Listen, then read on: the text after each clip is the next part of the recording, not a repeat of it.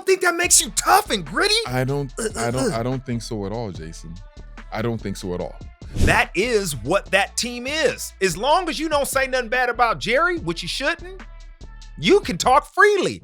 He know we had a 2-hour game, J Bell. Hey. All of a sudden that hammy hit is like,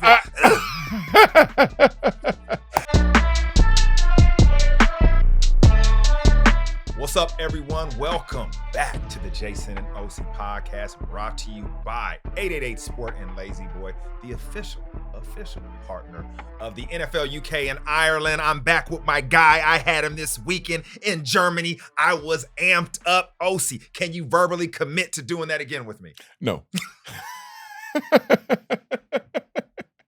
Did you like it, J Bell? Did you enjoy it? It was fun, right? I loved it. I loved it. Yeah. I mean, cool. It's, you know, we love what we do, but my goodness, when we're together doing that, man, it's effortless. Yeah, it is effortless. Fun. It's fun. We enjoy it. So please find it in your heart.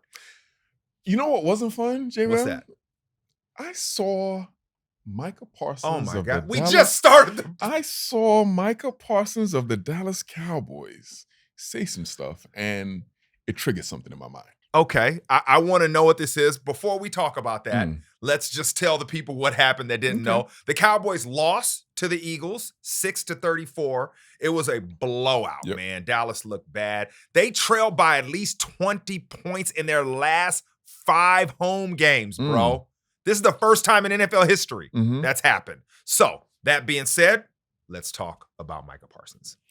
So, after the game, they're asking him some questions about his head coach and his response. I'm not going to say it verbatim, but are we playing this clip? Are we going to play the clip? Okay. Oh, we got the clip. Let's do it. Okay, let's do it. Man, that guy does something for a living. He finally comes through. Play the clip, Uncle Sam. Mike's on the final year of his contract, so outside there's, of course, going to be questions. What's the sentiment inside the locker room, and what do you tell people who are wondering about whether McCarthy will be your coach next year? You know, that's above my pay grade about if Mike is coaching again next year. But, you know, all coaching aside, you know, Mike can leave and go wherever he wants. But the guys, I kind of feel bad for is guys like Zach Martin and guys who might be on their last year or on their way out, you know, because that's who I wanted to hold the trophy for. You know, you want to win games and do great things with those type of legends who put in more time and work than Mike McCarthy ever did. So those are the kind of guys that I have so much sympathy and hurt for. Put in more time, work, and effort than Mike McCarthy ever did. I'll say this, Jason. I don't think he thought that through, and I don't think he probably meant it the way it sounded, because that sounded ridiculous. But I'm going to draw a parallel between this and this whole player empowerment movement and them talking and all this type of stuff, because we've seen a whole bunch of this recently. It's a lot of talking. A lot of that. I'm going to draw a parallel between that and what happened November 5th. Oh, give me more. In the United States of America. Give me more, please. Donald Trump won the election. Yep. Right? Against Kamala Harris. And there was a lot of, you know, some people liked it, some people hated it. Divided country. Cool. Whatever your feelings are, cool. Pretty even, both sides. What I think happened, because people say sexism, misogyny, and all that type of stuff, and I think there might have been some, you know, part that played a part in it, right? But I think what happened was, overall, the working class of America just got tired. They get tired of being lectured to, being told what to do, all the talking, the wokeism, they just got tired. And they said this is enough, and they pushed back at the polls, right? Whether or not they're right or wrong, cool. But that's what I think happened. Now, in this era of player empowerment and talk and all this stuff that these players are doing now, if we're not careful, J Bell, if we are not careful, there is going to be pushback on that. And I do not think we are going to like the end results. Pushback by who? Good. The powers that be. Now, here's what I mean by that, J-Bell. The owners? 100%. If you're to say that, you want to continue or do you want? This is what I mean by that, J-Bell.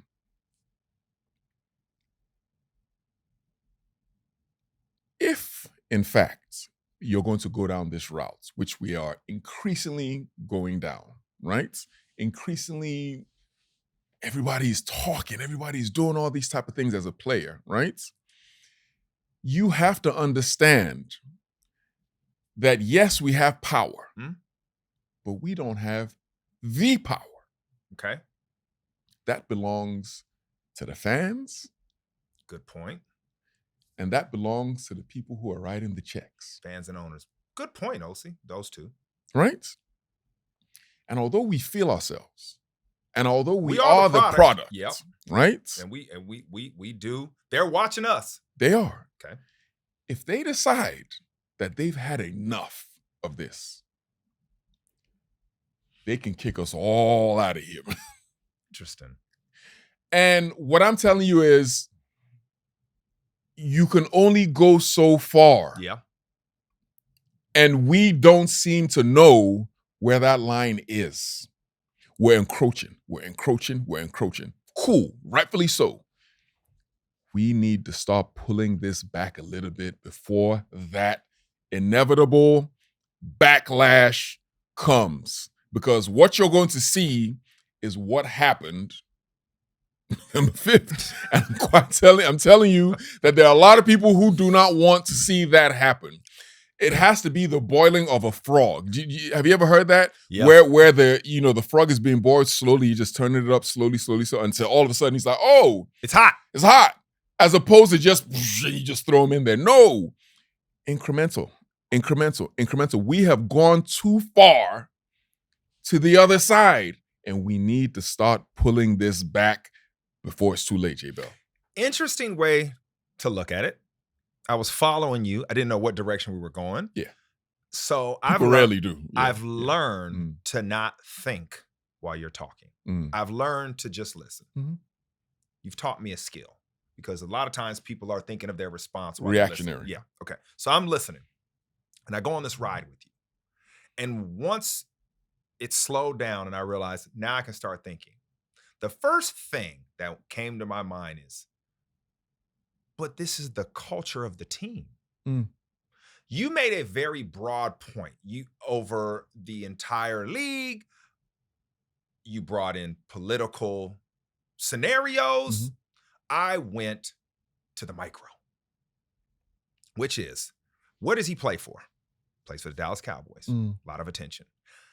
People want to know what he has to say. That's why he has his own podcast. He probably gets a ton of money for it.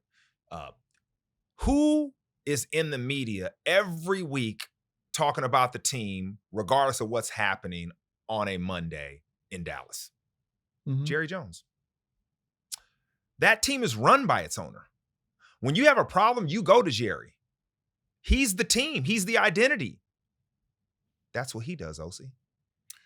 That's the culture of the team. I do not agree with, I believe Micah Parsons, first of all, he's been injured, right? And you know how it is when you're injured. You just kind of tuck away till you come back. But because he has a microphone in his face all the time, because he has a podcast, he has to talk, right? He's chosen to do this. That's hard. Sometimes we got to make stuff up too. Not make it up, but we got to have an opinion. So he's forced to have an opinion. You just start talking and you realize like your words impact the locker room because you are the man. You know, things you say people are taking and they're twisting and turning it. That's why as a guy of your caliber as a player, you knew, say less. Say less. That's not the culture of the Cowboys. It's a say more. It's a attention. It's what it is. So I feel like, to your point, that is what that team is. As long as you don't say nothing bad about Jerry, which you shouldn't, you can talk freely, and their record says it. So I hear you. I wasn't speaking about just Micah Parsons. Right. And I went straight to him. Yeah. No, it's true. That's not who I'm speaking about. And I thought about him, his exact words, but you're right. No, I'm I'm just following. As I went on that, I thought, yes, I agree with that. But now when we're talking about this team and why they did it, it made the light bulb go off in my head. I was like, that's why it's okay. Yes, for them. For them. But to me, this is much bigger than that. Yes. It is a generational, a cultural shift away from what's good for the team. And it's all about the individual and me. Yeah. And boom, boom, boom, boom, boom. And I'm telling you, I can see it now. A couple of years from now, there's going to be a pushback to that. Back towards like the team, the identity, like kind of giving away the individualism and letting that take a back seat to the greater good. Because they've taken it too far. That's what I'm saying. They have taken it to a point, right? Where people like yourself, people like me, right, who are all for player and now, hey, why are they doing this? Is a lot now. Why are you? And once we who played in the league start asking those questions, imagine what everybody else is thinking. You know what? This is fascinating. We're going to spend so much time about this, talking about this away. But OC, regardless of anything, how anybody feels about this conversation, when we look at championship teams, they're championship teams for a reason.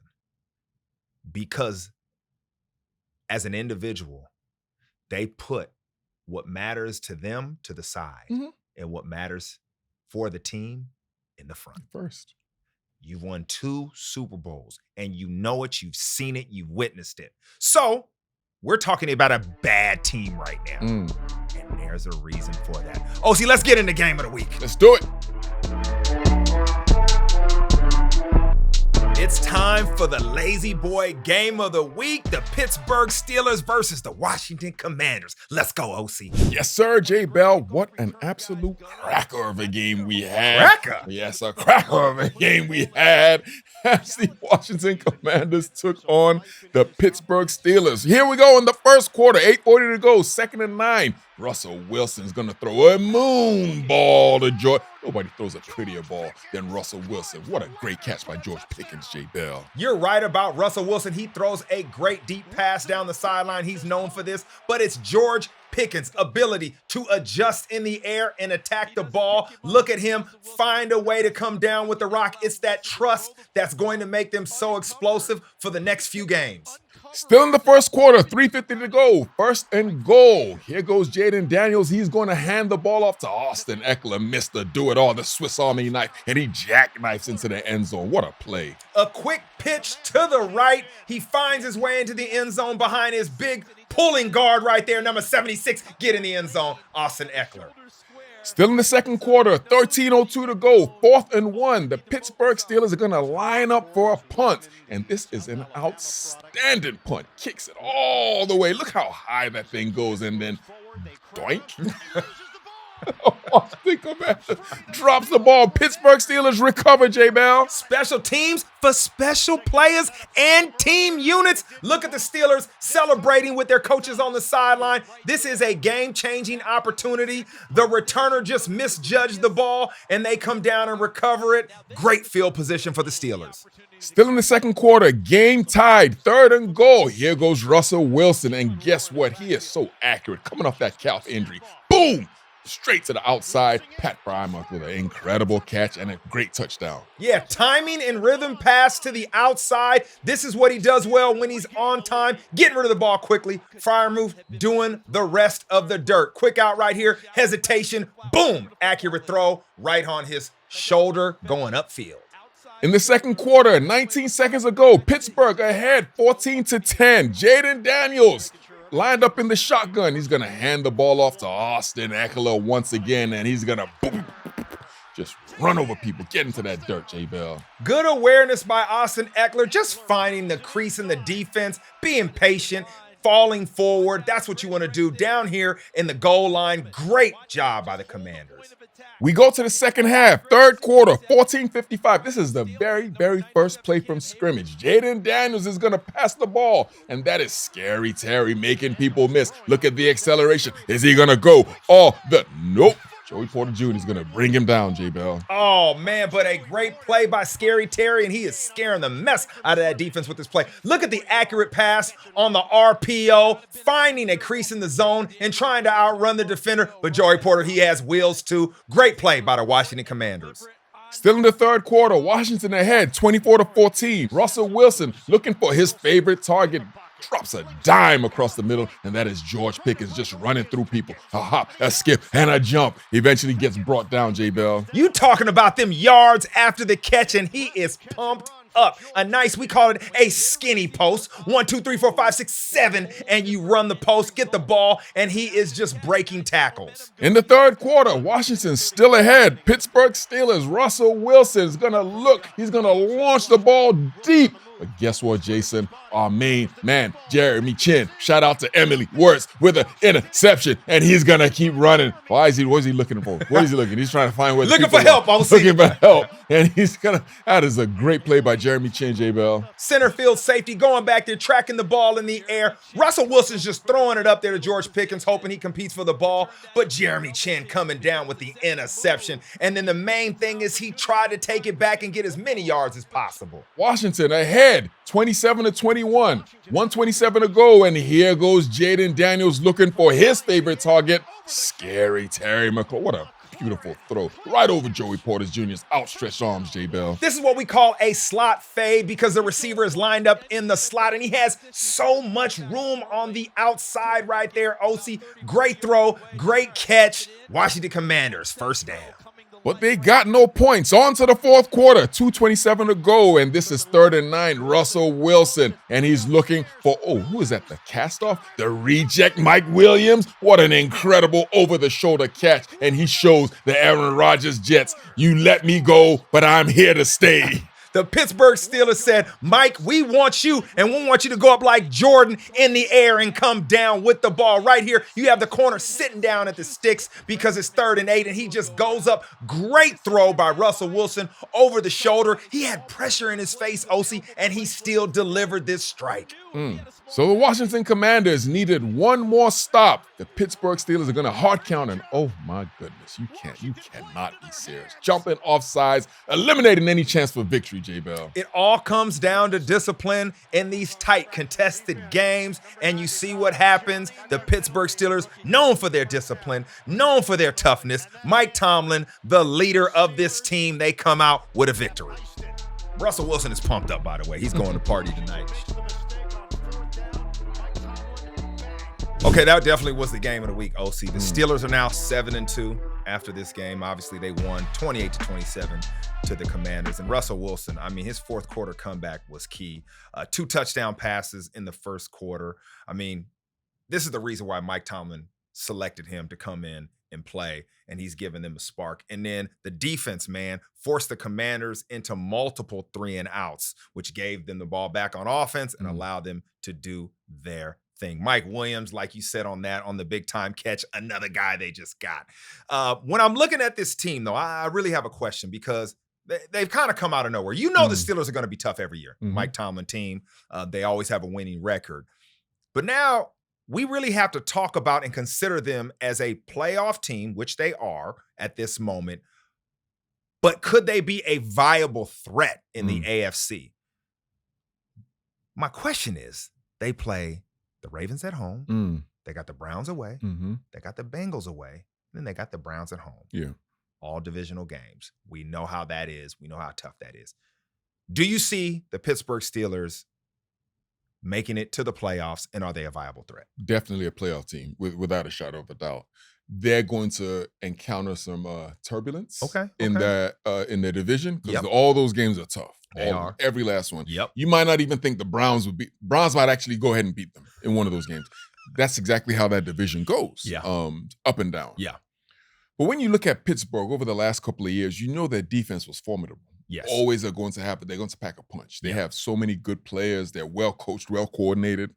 Offensively, that's where the problem was. Yeah. Right?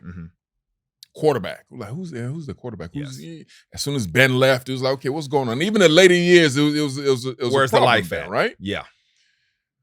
When you put in Russell Wilson performing the way he's performing now, that team is a problem. They have receivers. They have a tight end. They have a good offensive line. And they have a quarterback who can get that ball down the field, right? Yeah. I think anybody who plays against this Pittsburgh team is going to be in trouble. They're going to be a challenge. They're going to be able to beat anybody in the AFC who they play against. Mm-hmm. I can't see one team that I look at in the AFC and say, oh, this team is going to, completely win this game. Like there's no team there in the AFC. They can beat anybody. Ooh. So it is going to be a struggle for anybody to beat this Pittsburgh Steelers team, J. Bell. Nice. Let's talk about the standings. Okay, KC is at the top. Mm-hmm. Then you got Buffalo. At number 3 right now is Pittsburgh. Yeah. Then you got Houston. You got Baltimore at the number 5 seed right now. Number 6 is the Los Angeles Chargers, who you had high praise about, right? And number 7 seed is the Denver Broncos. Let me ask you this then, right? Mm-hmm. Outside of Kansas City, right, and Baltimore, okay, right? Who would you say that this team, even Kansas City, who would you say that the Pittsburgh Steelers couldn't beat in the AFC? Out of Kansas City and Baltimore, everybody. They can beat everybody. Yeah. That's what I mean. So it's like when you're looking at them, they're like, they can beat every single one of those teams. Yeah. So and on a good day, I mean, the way they attacked this Washington Commanders team, I think, as you've played a ton of football, there's a script on you that year. And all it takes is the right coordinator to say, oh, this is how you stop them? Oh, this is how you attack them? And the way they got after the Commanders, closely contested game. But it's going to show you how you minimize the impact of Jaden Daniels and the explosive plays. I mean, they got a little bit, but obviously not enough. So we'll see if they can get out of that funk and adjust. That is Washington. But this is what a good team does to you, and this is what the Pittsburgh Steelers have done. And you're right. They're getting better. It could be interesting. Another team that got a win, Osi, is the team of destiny. Okay. The team of destiny. Team of destiny. The Kansas City Chiefs beat the Denver Broncos. They are 9-0. The Chiefs are 9-0. And I'm telling you, I love when it comes down to a blocked field goal, bro. Yeah. Special teams coming through. You had good late game offense with Mahomes and the Chiefs. They took advantage of their opportunities, scoring late to overcome a 14-13 deficit. They were resilient in this comeback. And this is what they are. I believe when you got a quarterback like Patrick Mahomes, the game can be close. It can be tight. He can turn it on in the fourth quarter. He can make plays happen. They've been there before. They are balanced. Defense playing well. Special teams just got them a win. I believe this is a championship pedigree, Osi. Do you? Everybody is impacting the game. They have it all. They can overcome. Before I ask this question, because I asked you and then I cut you off, but there's a reason. I believe great teams are like great leaders, great organizations. You are the head of NFL Africa. Okay. Because you are the guy that has to fix things. When something's going on, you got to be the decision maker. In the battle, it works out. Hey, it might not have been good when it got on your desk, but you figured it out. This is how I look at this team. Regardless of the situation in the game, they keep finding ways to win, and they're all different. They're all unique, and a multitude of people are helping to accomplish these goals. That is championship pedigree. That's why this team is 9-0. That's why they're on the way for a 3-peat. Okay. I hear you. And up until I would say maybe a week or 2 weeks ago, I would have agreed with you. Oh, okay. I no longer agree with you, J. Bell. Get out. This team is winning ugly. They have won 9 games ugly. You don't think that makes you tough and gritty? I don't think so at all, Jason. I don't think so at all. I think that they are setting themselves up for a very, very disappointing finish, either at the end of the season or the first round of the playoffs. That's what this team is setting themselves up for. Because when you lose, right, it forces inflection for most people. When you lose, it forces you to really, really adjust and look at yourself in the mirror, because nobody likes the bitter taste of defeats. People hate, well, usually, right? Now, if this team keeps on winning the way they're playing right now, they're going to take that winning feeling, because you know how it is when you win. Even when you win. Feels good. Yeah, but even when you win a game that you know you didn't play your best. Right. you still, well, we won still. Mm-hmm. Fact. Those games, they should have lost at least one or two of these games. And then I would say, okay, this is the team that can go on the 3-peat. But this team right here keeps on winning these ugly games. They're not playing well. And eventually it's going to cost them at the very, very end. It's going to come, that loss is going to come at the most inopportune time, J. Bell, and they're going to hate it. I need to take a sip before I talk about this. What is that? What is that? I just that's my thoughts. Yeah, you're thinking. I'm thinking. It's a pause. You know, when I don't have my thoughts, I just act like I'm thirsty. You get it? I like it. Okay, got it. Okay. First of all, I was thinking, Osi's making a little sense, and that scares me. What did they say was their shift last year when they lost to the Raiders? They were like, oh no, championship run after that. But I think that is all they needed, Osi. This team has great leadership, top to bottom. You have a coach who's okay with winning with defense, a head coach. Before Andy Reid would have wanted to run up the score and do all that kind of stuff, he's like, no, this is who we are. When you have a closer, right, like that pitcher that comes off the mound with that heat, like Patrick Mahomes, you are good. When it's closely contested, you have answers. Some people are there for the later rounds, like that boxer who's been in a lot of fights. You just hope he's got the energy in his legs to maintain. And I think they do. But you make a strong point, a good point, something for us to watch throughout the season. I'm never wrong, by the way. You know, one thing before we move on. You know what I mean, Xander? I'm never wrong.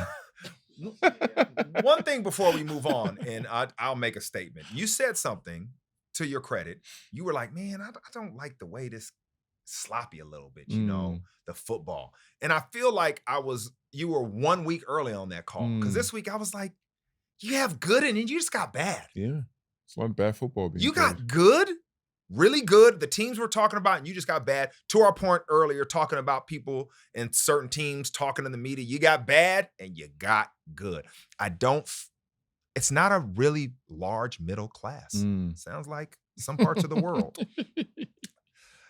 San Francisco 49ers versus the Tampa Bay Buccaneers. The 49ers with a healthy team, you know, healthy when you got Christian McCaffrey back, 23-20 against the Buccaneers. The Niners are now 5-4. And Purdy had a season high 353 passing yards. You had the game-winning kick by Moody, who had missed a couple of kicks earlier than that. We'll get into that. And then the defense, they really put a lot of pressure on Mayfield, even though he had a couple of dope plays. But they really kind of forced the offense into short games and controlled the flow of the game. When you saw Christian McCaffrey back on the field, you saw what this offense can do with him, Deebo, and Kittle in the game. And it's because as a defense, when you line up, you see them on the field, you got to go with your base defense, right? Because you got a fullback in the game. Yep. Now, soon as they go to empty set, you put CMC on the outside, or you switch and put Deebo in the backfield, or put them both in the backfield and put Juszczyk on the outside. Man, it's hard. Yeah. You're like, what defense do we play? This is what Kyle Shanahan does well. This is when it works. One player matters. And with CMC back in the lineup, I mean, I know the way Arizona's playing, they're doing well in the West, but I mean, this team's got a chance. What do you think about the San Francisco 49ers? They're always going to have a chance, J-Bell. Always, because they're well coached. They have a really good coach. And with those players, as long as they're healthy, I mean, there's really not much you can do to contend with that type of football team. So every single time they line up with their scheme and those players, they're going to be a tough out. They're at the number 8 seed right now. So when you look at the NFC, Detroit's number 1, Philly's number 2, Atlanta's number 3, Arizona in their same division is number 4. You have Minnesota. Arizona's playing well, man. They're playing really well, man. Really well. I mean, they've kind of they caught everybody by surprise. It's shifting over there. Yeah. Minnesota, right, started fast, struggling. Washington is 6, Green Bay is 7, San Francisco right at number 8, man. So they're fighting for that 7th seed up there to jump up there, but win your division. That's the best way in. That being said, man, there's something that happened in that game that really made me think. And I want to know your opinion on Deebo Samuels on the sideline. Obviously, the kicker had missed some field goal kicks, right? He was visibly frustrated, but he kind of tried to choke the long snapper, right? Yeah. And I think we got the clip, right? Let's throw the clip. Man, you know what I'm saying? Uncle Sam, sometimes he does work. Deebo Samuel. Oh. Yeah. It's Taylor Pepper, who's the long snapper of special teams. Yeah. That's a lot of emotion, and these guys are fighting hard. You know, you're coming out of the bye week. Deebo, he doesn't want to hear that. I guess taking some trash talk. Osi, when I look at that, I have several thoughts, but I want to go with you first. So that's just ridiculous to me. The kicker had missed a couple of field goals, and maybe he was jawing at the kicker, and the long snapper was like, "Hey, trying to backing up his." This doesn't help his confidence. Yeah, but the thing is, in my entire football playing career, which is high school, college, pros, we're talking about 20 years of football, I do not ever remember having any type of inflammatory or, conversations with the long snapper, the kicker, or the punter. They're a part of the team, but they're kind of like they're in their own little world, especially right? during a game. They're over there kicking, holding, working on their time and their rhythm. Yeah.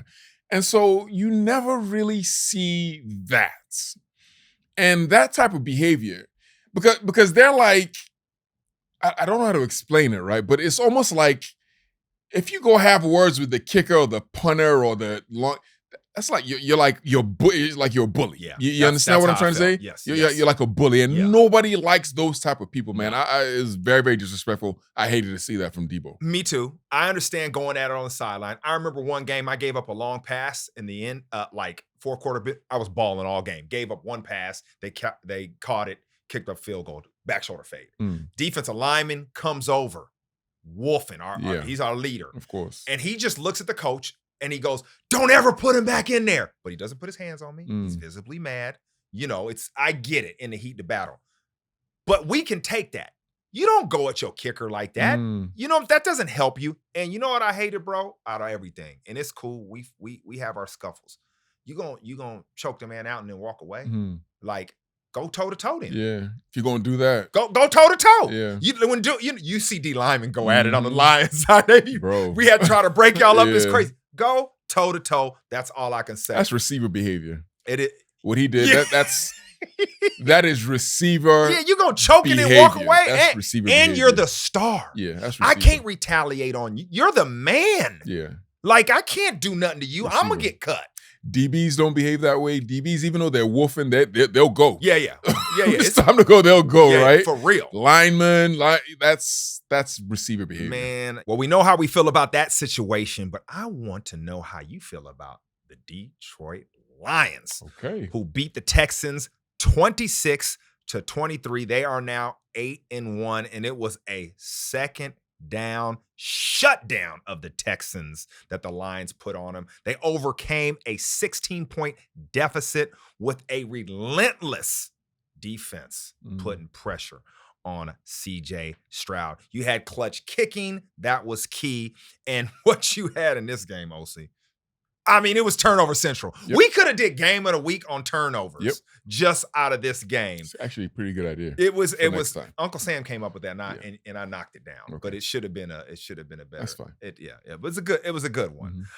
So when you look at this and you think about all the turnovers, and at the end of the game, you saw Jared Goff kind of go to Dan Campbell a little bit, and Campbell smiling, and you seen him just say something in his ear. Where I can imagine that conversation, like, "My bad, bro. I put us in this situation."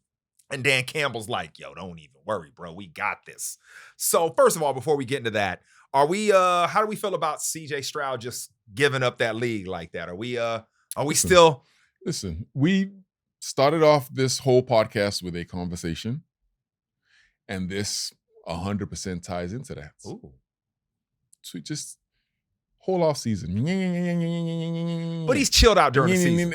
I mean, he has to. You know why? Tell me. He's not performing that well. Okay. He's not. I believe if he was out there balling Okay. the way he did last year, we probably would have seen a semblance of the offseason CJ Stroud. I believe that. I could be wrong. Okay. We don't know. Okay. I'll But bring too much it. talk. My opinion on that is Yes. this. Do not disagree with the offseason conversation. Mm.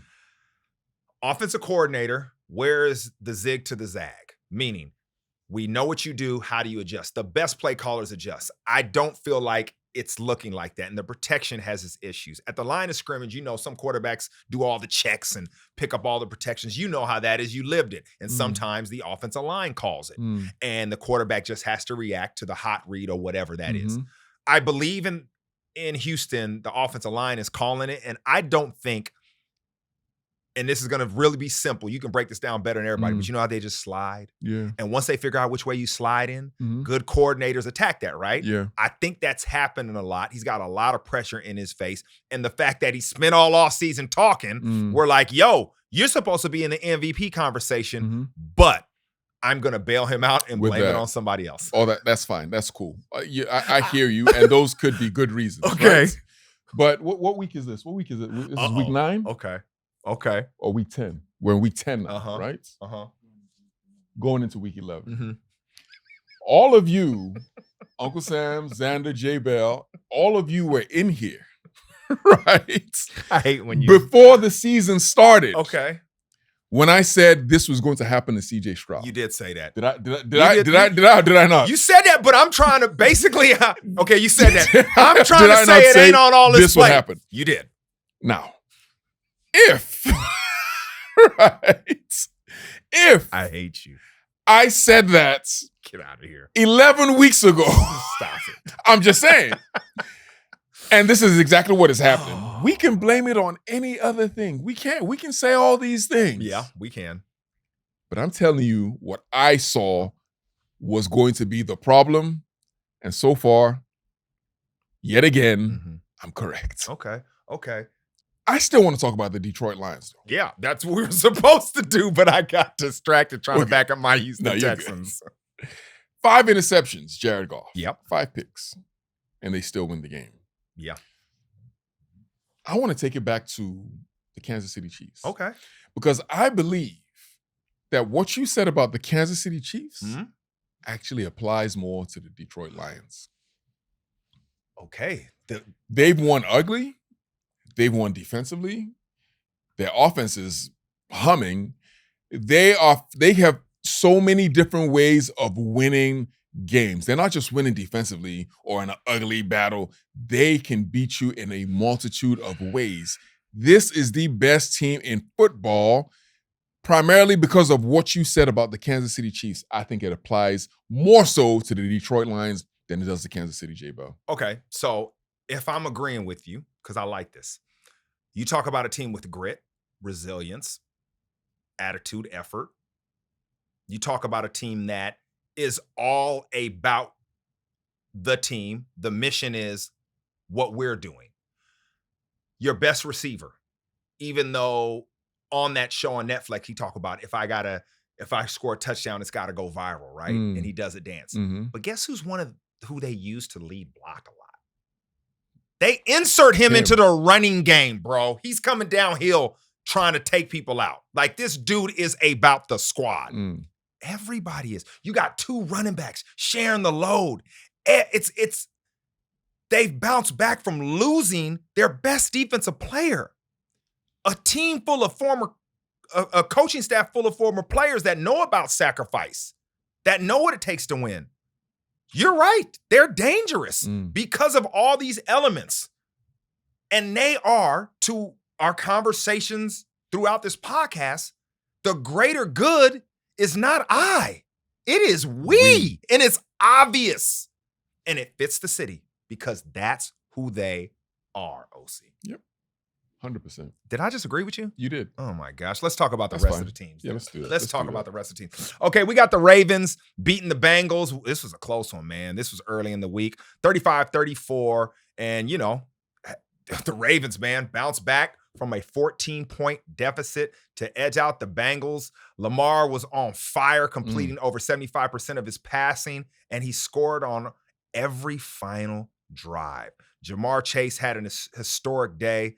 But I tell you what, that boy on the other side was balling too. You know what I'm saying? My man, that I have to say it with my heart because I love some Joe Burrow. You do. But he can't do it all.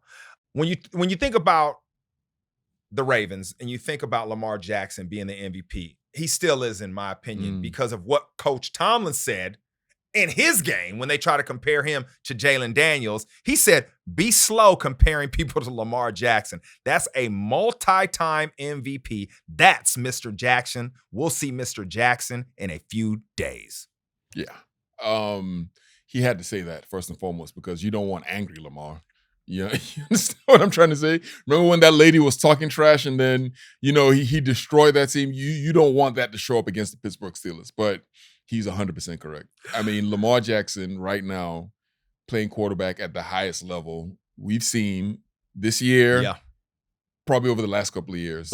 He's ridiculous. Don't compare anybody to him. No. I take that back. You know who else was balling? Yes. Osi Umenyiora in the broadcast of the Panthers versus the Giants. Oh, you like that? Yeah, I liked it. The You Panthers beat our Giants 20-17 in overtime. That was cool. It came down to overtime. Chuba Hubbard's a man. 153 rushing yards. That's crazy. He was balling, man. But once again, I'd like to give you the credit for balling out in that game. I appreciate that, man. That was a really, really good game. And I got to be honest, man.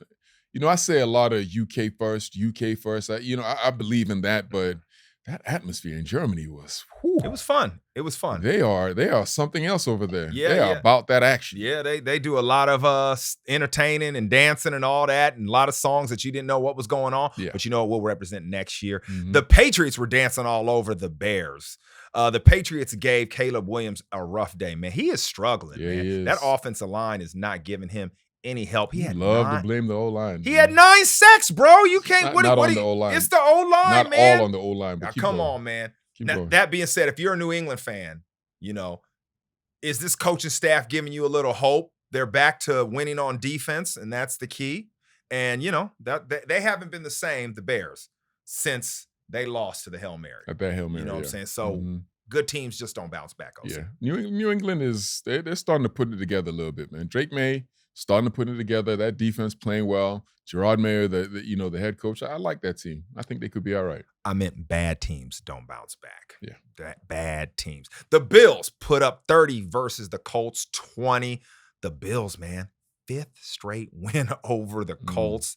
Josh Allen, who ran another touchdown. He tied your boy O.J. Simpson for the second most rushing touchdown in team history, OC. The Buffalo Bills are 8-2. Juice is loose, man.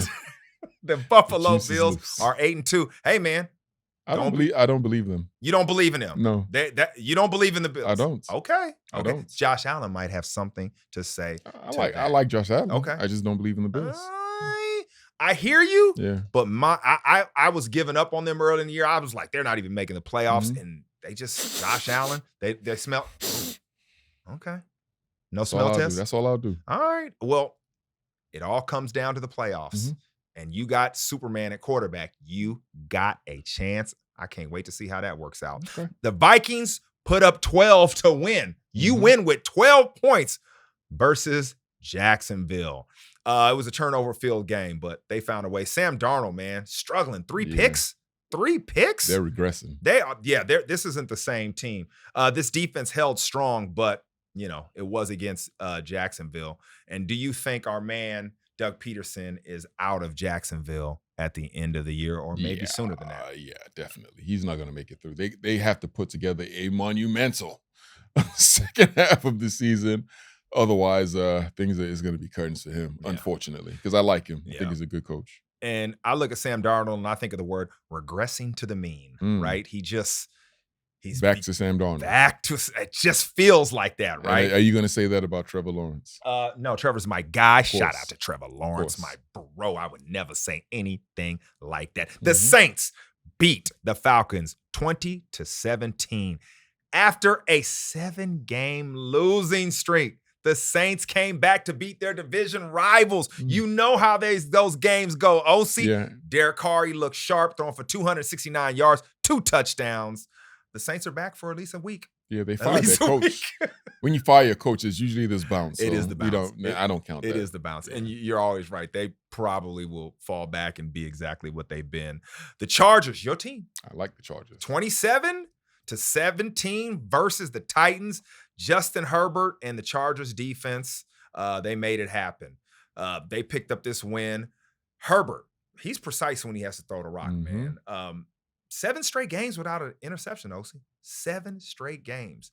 This team has an Alex identity. Smith ball for the 49ers, remember? Yeah, but he can still slice you up and attack you if need be. He has a big time arm. And he seems to be getting an attitude. Like Harbaugh is like making him a little angry, and That's like how that. Harbaugh is. Yeah. This is a dangerous team, man. They're not surprising anybody. And they're quiet. Nobody's saying nothing about them. Nobody's saying nothing about them. Quiet. They got some games coming up, though, where this defense has to show up and show out. The Cardinals. Another team nobody's talking about. Man, 31 to the Jets. Jets are done. Like, stop talking about the Jets, They're bro. finished. Like, it's over. It's just over. Does Rodgers retire after this season? No, He's going to keep playing. Keep playing. He's not the same Rodgers, so let's just give up on It's his that. last year of his deal with the Jets, no? Ooh. He signed a 2-year deal, didn't he? Missed last year. Yeah. And I then feel like this there year. might be something else to it, but yeah. I think we gotta dig into that because I'm not sure. But to your point, this isn't the same Rodgers, and they fired their coach. Firing their coach at that time didn't make any sense. People said it, and you see why.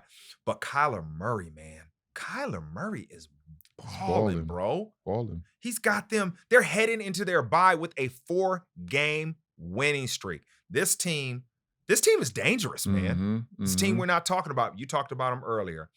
And then we had Miami beat the Rams 23-15. You know, what can you say? The Rams offense, they just weren't. We thought they were back. Yeah, they're not back, man. They're not back, which is why when you really think about the Cardinals right now in the West, man, we should really look at them as a threat. Doesn't Odell play for the Dolphins? He plays for the Dolphins. Yeah, he's playing now, right? He's playing. Okay. The Dolphins, I mean, just got so many other options. Miami's a distracting place. Yeah. Miami's a distracting place. That being said, you look at the culture shift at the Cardinals. I think it's working over there. I like it. I like it a lot, bro. Osi, you know who we're powered by? Okay. 888 Sport, the official partner of the UK and Ireland. Look at the smile on your face when you say 888 Sport. Yeah. Ooh, them pockets must be heavy, J-Bell. I got that power. But we need your power right now on the picks of the week. Let's see where we're headed at. I like the games this week. Okay, good ones. Let's start off with the Commanders at the Eagles, a divisional matchup. Do we have the script on how to beat the Commanders? I think for this game, yes. I like the Eagles in this game. I think Commanders are going to lose their second game in a row here. I'm going Philly this game. I'm going with Philly too. I think the defense with Vic Fangio can find a way to really get after Jalen Daniels. So I'm rolling with you on that. We have the Ravens at the Steelers. Where are you going, Osi? Baltimore Ravens here, man. I think Steelers, although they've been playing really well, I think they're going to struggle in this game, J-Bell. La Marvelous. He's going to make it happen. La Marvelous. Ravens get the win. Seahawks at the 49ers, another divisional game. We've had divisional game, third divisional game. Going with the 49ers here, man. I think the Seahawks are going to struggle in this game. 49ers take this one. 49ers with a healthy offense. We just talked about how hard they are to defend. This should be a good game for them. 49ers I'm picking also. The Chiefs at the Buffalo Bills. These two quarterbacks going at it. I got the Chiefs in this game. I think this is going to be the best game of the year for them. This is where they're going to pull it together, and I think the Chiefs win this one. Osi, I hate that we are on the same page again. Yes, I knew you were going to go with the Bills. I'm going with the Chiefs, bro. Wow, okay. I've been on the Chiefs hype train all year. I'm not getting off right now. Going with the Chiefs. Last, let's see if this can break up this party we got going on right now. Because we need to go separate ways on something. I don't know if this will be it. The Bengals at the Chargers. I'm going Cincy here. I'm going with the Cincinnati Bengals. God, I'm going with Cincy too. Oh, you are? Yes, I thought you were going Chargers because you like the Chargers. Nah, I smell a rat here. I'm going with the Cincinnati Bengals, man. I'm going with the Bengals too. Okay. I think there might be some explosive offense on the outside, right? Mm. I think they might find a way to really attack this defense with those wide receivers and Joe Burrow. I'm going with the Bengals also. 5 for 5. Hey, man, let's see how we roll. Those are our picks of the week, brought to you by 888 Sport. And remember, 18 plus, please gamble responsibly. Oh, see, that was fun. Yep. Another good one.